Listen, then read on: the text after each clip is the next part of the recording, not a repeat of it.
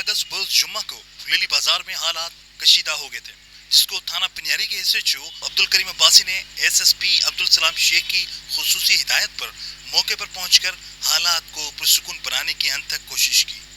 S P city محترمہ علینا راج پر S P Kent جناب احمد صاحب، ایس ایچ او پنیاری عبد الکریم عباسی، رینجرز کے D S R Niazi sahib, سماجی و سابق U C chairman Haroon Sabri اور انجمن تاجران پھلیلی بازار کے صدر عبدالرشید خلجی کی موجودگی میں امن و امان کے مسئلے پر حشمت بانو الفضل ٹاؤن اور کچی پاڑا پھلیلی بازار کے مکینوں کے معززین کے ساتھ ایک اجلاس ہوا، جس میں علاقے کی کشیدگی کو دور کرانے اور آئندہ ایسے واقعات سے بچنے کے لیے ایک محلہ امن کمیٹی بنائی گئی۔ تمام محلہ معززین نے علاقہ مکینوں کو صبر و تحمل کا مظاہرہ کرنے اور پرسکون رہنے کی درخواست کی۔